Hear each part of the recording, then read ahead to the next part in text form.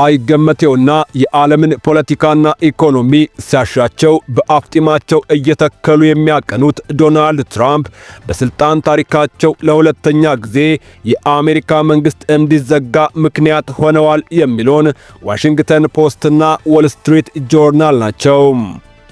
ውድ ቤተሰቦቻችን ከዚህ ዝቅ ብለን ከ1980 ወዲህ ለ10ኛ ጊዜ የተከሰተውን ይህን የመንግስት መዘጋት አንድምታ በዝርዝር እንነግራችኋለን።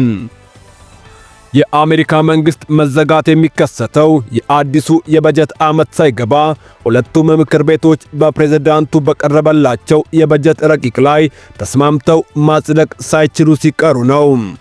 በፕሬዝዳንት ትራምፕ የቀረበው ይህ የአዲሱ የበጀት ዓመት ረቂቅ ሪፐብሊካኖች በሚበዙበት በተወካዮች ምክር ቤት ጸድቆ ወደ እንደራሴዎቹ ምክር ቤት ወይም ሴኔት ተመርቶ ነበር።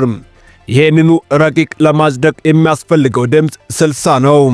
በምክር ቤቱ ውስጥ ሪፐብሊካኖች 53፣ ዲሞክራቶች ደግሞ 47 መቀመጫዎችን ይዘዋል። በጀቱን ከደገፉ 2 ዲሞክራቶች በስተቀር 45 ዲሞክራቶች በጀቱ በተለምዶ የጤና መድህን ዋስትናን፣ የማህበራዊ ድጋፎችን፣ አነስተኛ ገቢ ላላቸው ሰዎች የሚሰጡ ድጎማዎችን ይጎዳል በሚል ተቃውመውታል። ሪፐብሊካኖችም የትራምፕን ትልቅ ቆንጆ ሕግ ቢግ ቢዩቲፉል ቢል ምንም ሳይሸራረፍ እንዲያልፍ አልፈለጉም።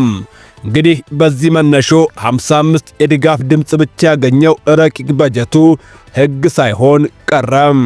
ለወትሮው ይሄ የፖለቲካ ልዩነት እስኪፈታ ድረስ ከ2 ሳምንታት እስከ 3 ወር ድረስ ሊዘልቅ የሚችል ጊዜያዊ በጀት ላይ መግባባት ላይ አልተደረሰም። ስለዚህ የአሜሪካ መንግስት እንዲዘጋ ግድ አለ ማለት ነው።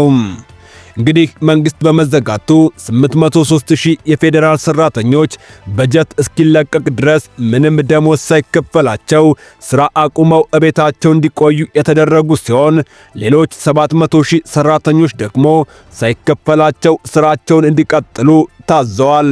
ሆኖም ግን እነዚህ ሰራተኞች በጀቱ ሲጸድቅ የሰሩበት ወደ ኋላ ታስቦ ይከፈላቸዋል።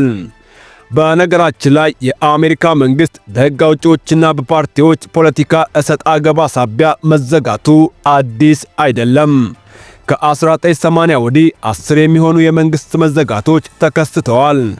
ከነዚህ ውስጥ ረጅሙ በ2019 በዶናልድ ትራምፕ የመጀመሪያ የስልጣን ዘመን ወቅት የተከሰተው ሲሆን ለ35 ቀናት ያህል ቆይቷል።